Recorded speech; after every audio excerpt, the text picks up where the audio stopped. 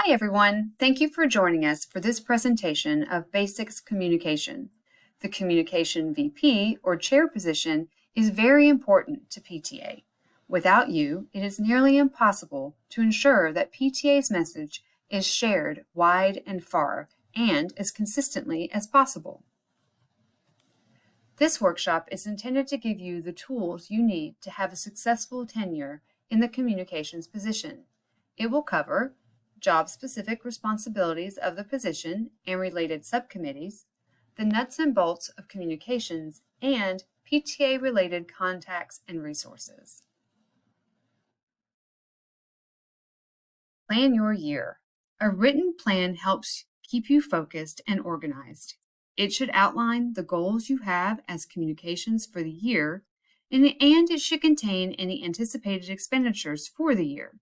You cannot begin work until your plan of work is approved by the Executive Board. All Executive Board members are required to complete a plan of work per the bylaws. The communications position will have a variety of ways in which to communicate information. Through conventional methods of print media like newsletters, flyers, newspapers, and magazines, and possibly that of traditional broadcast media such as television or radio.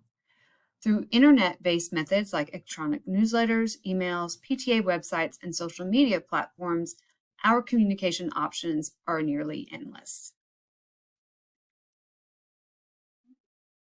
The Texas PTA bylaws template for local and council PTA bylaws will not contain any specific duties for the communications position.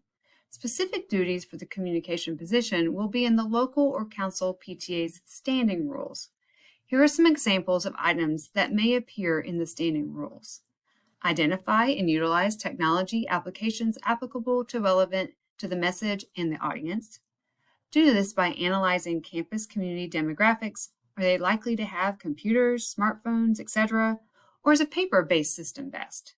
Determine what the best method is to use to reach your school community. Communicate relevant content in a timely, regular manner.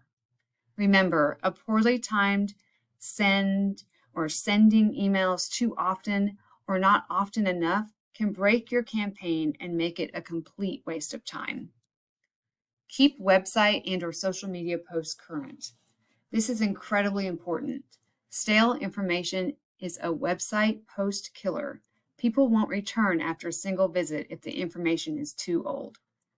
Work with community and school district communications directors to promote PTA, its activities, and sponsored events.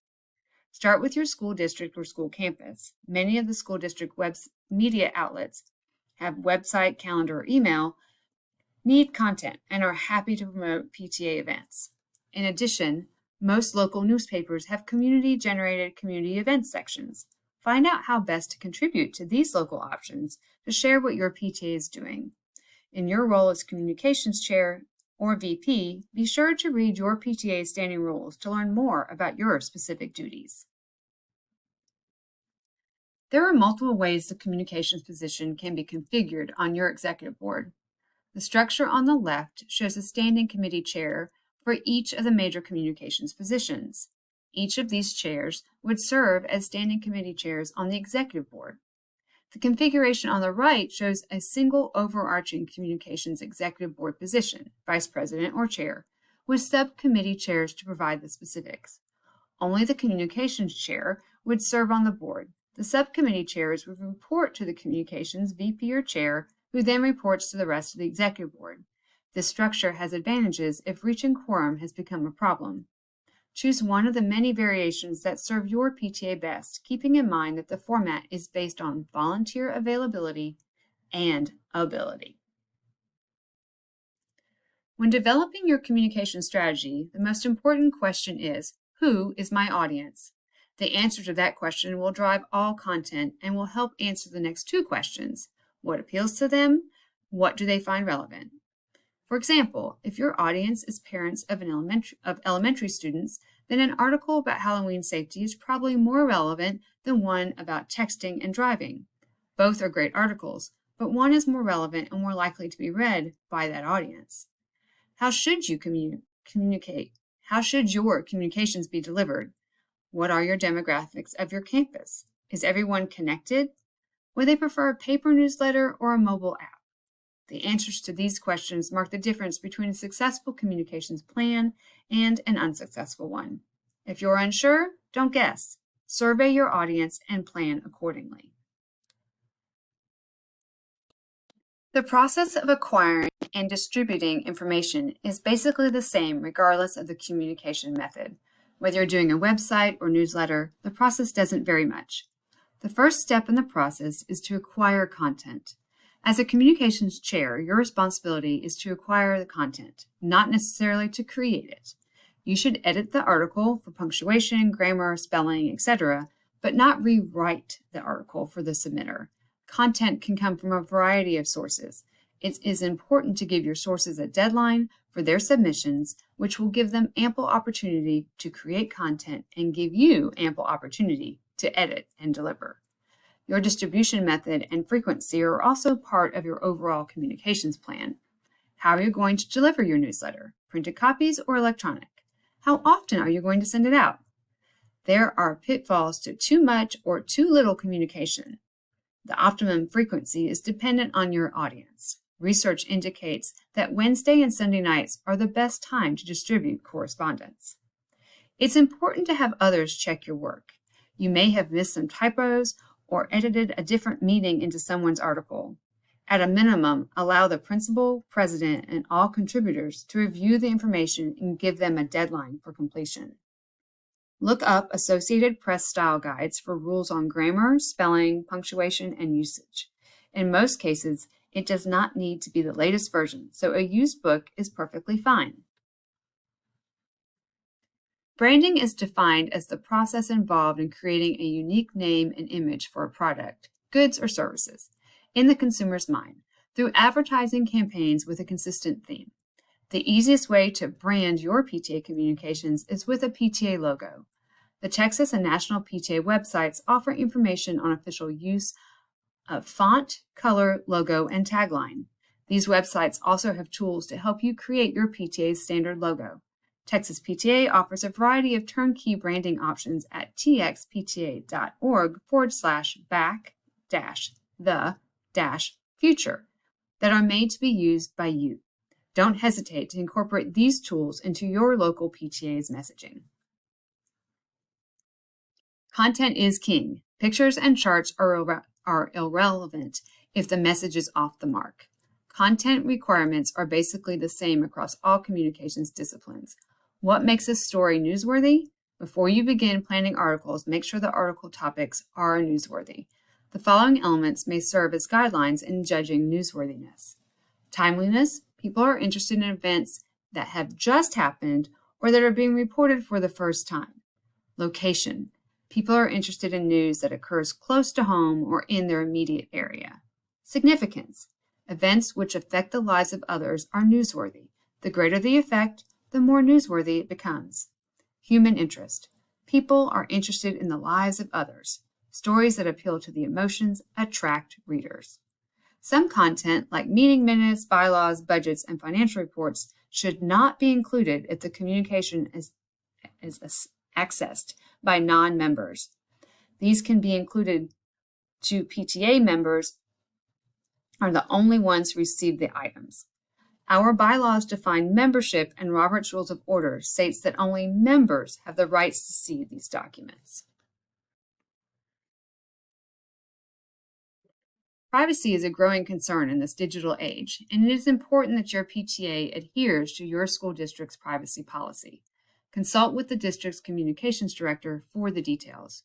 Review your communications to make sure personal information is not being disclosed, names, email addresses, phone numbers, addresses, etc., and ensure the individuals have given their permission to use their image, name, and contact information.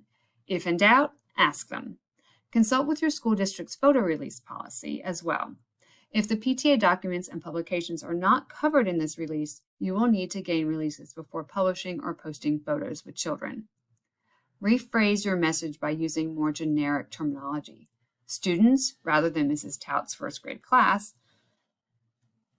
A lot also depends on the scope of your audience. If your target audience is only your campus, you'll have more leeway. Search the web for royalty-free images to use. Students running towards a bus conveys the same message as our specific students running toward a bus.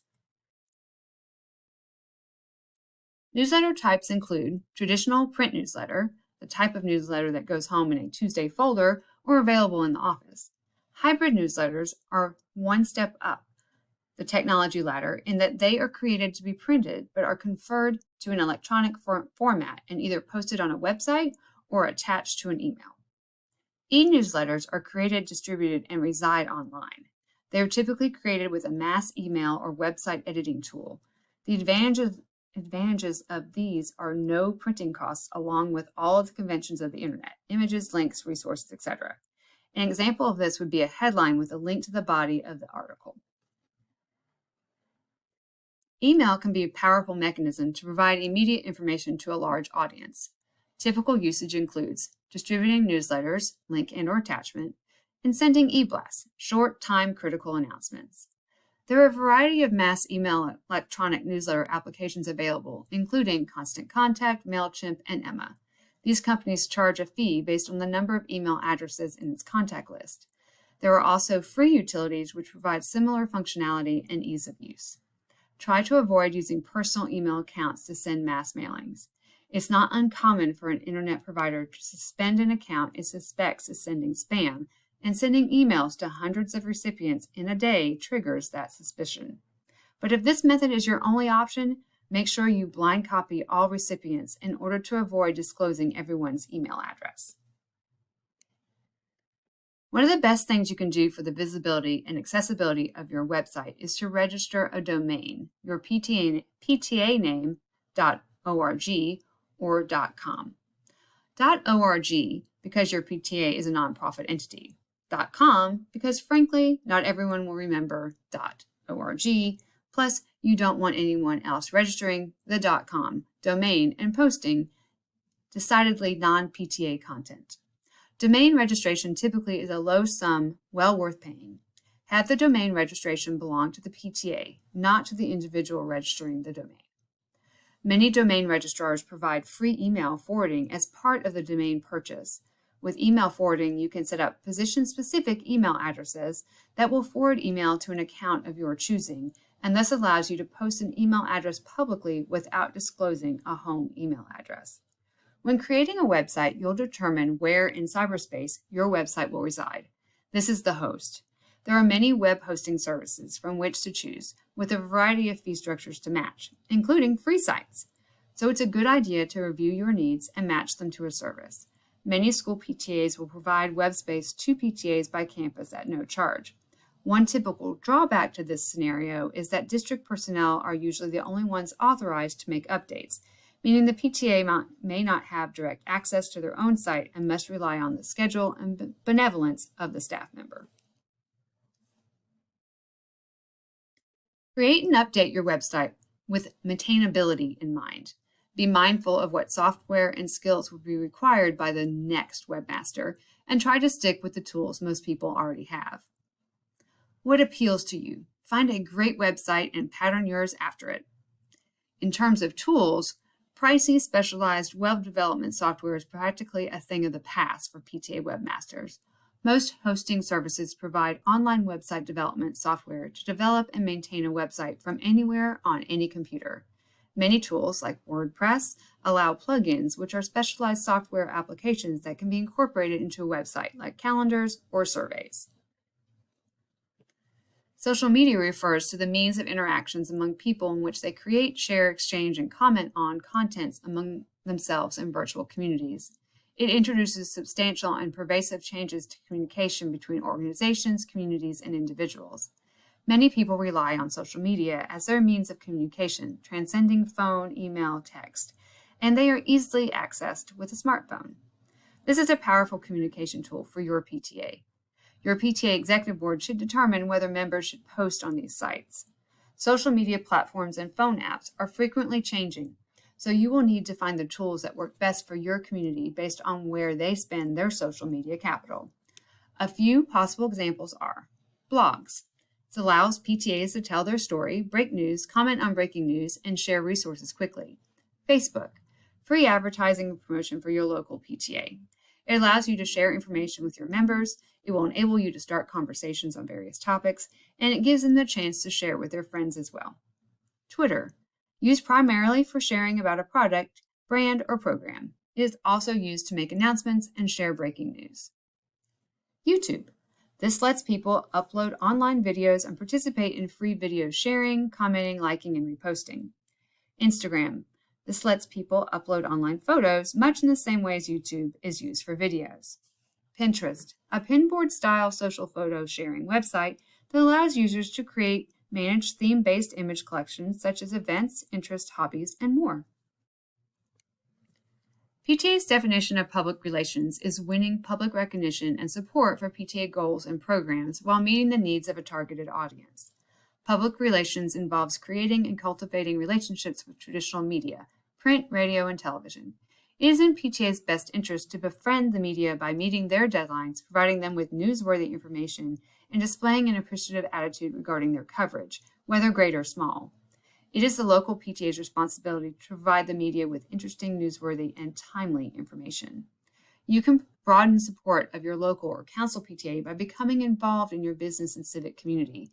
The most important factor is that partnership is a good match for the business or community group, as well as for the PTA, the school, and the students.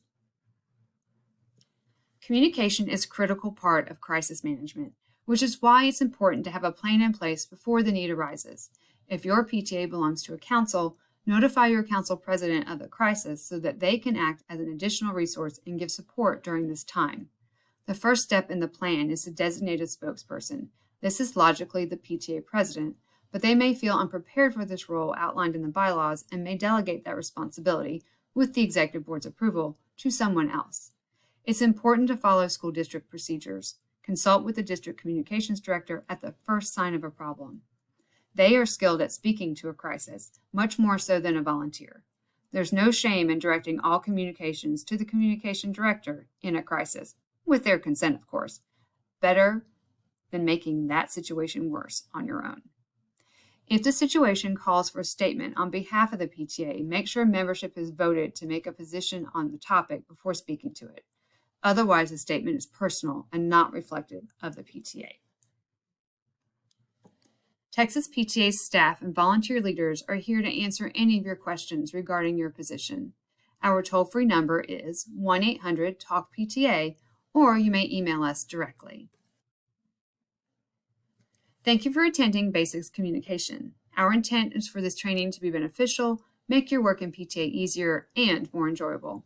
If you have any questions in the future, please know that your field service representative and council leaders are always ready to help. Or you may reach out to Texas PTA's Vice President Leadership at vpl@txpta.org.